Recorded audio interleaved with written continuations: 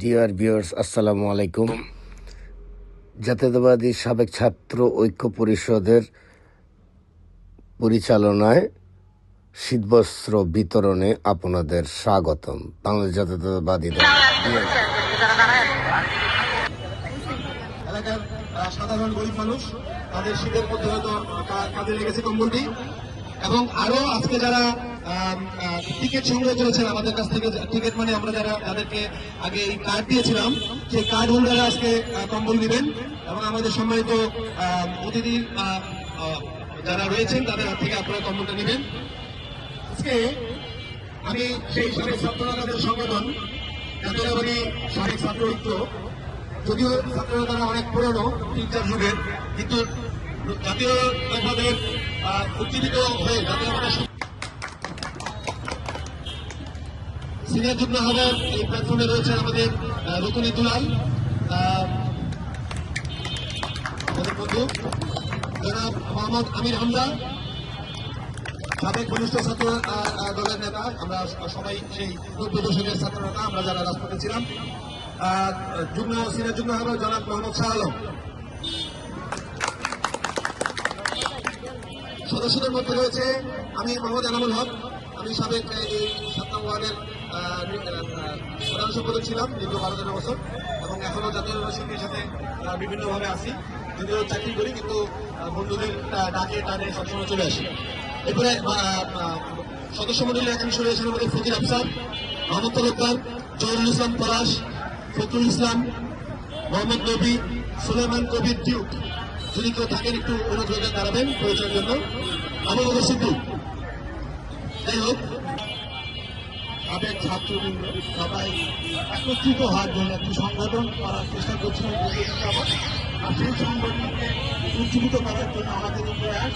আমরা চেষ্টা করেছি সবাই মিলে কিছু করে কিছু শীতার বস্ত্র বিতরণের মাধ্যমে, এবং যতটুকু আমাদের সঙ্গে আমরা করেছি আমরা ভবিষ্যতে করবো, এবং এই সংগঠনের মাধ্যমে সবাইকে ঐক্যবদ্ধ করবো আশা নিয়ে আমরা এই সংগঠন করেছি।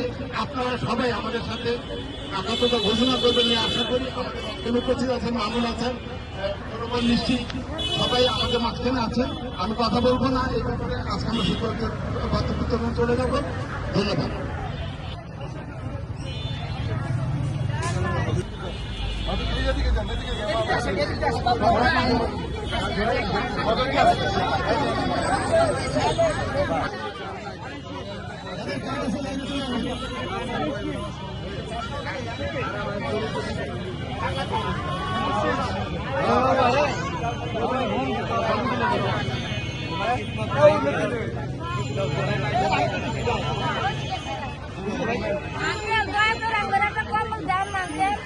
দিবে ভাইয়া, টোকেন আছে তো, টোকেন গুলা শেষ হোক আগে, সবাইকে দিবে।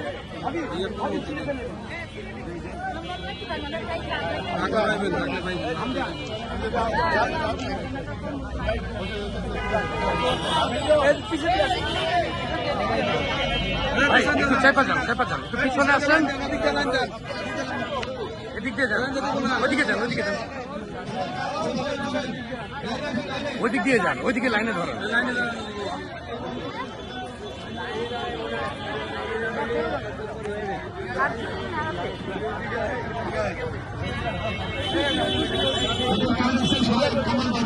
ভাই একটু সরে যান।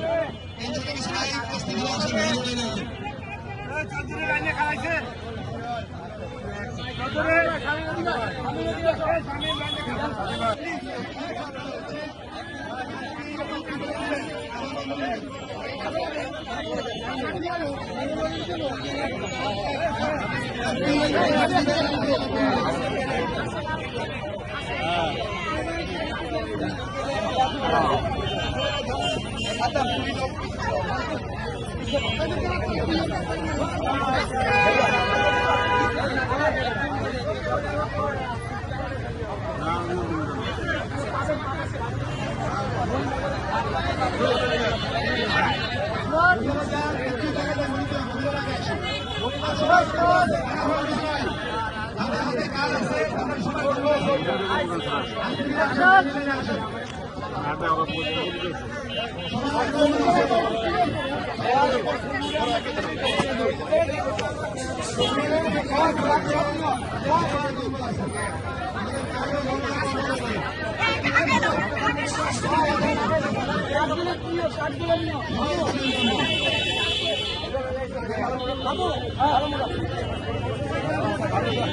বিগত 21 দিনে কর্মবিধান হয়েছে আজকে তার সমাধান হয়েছে।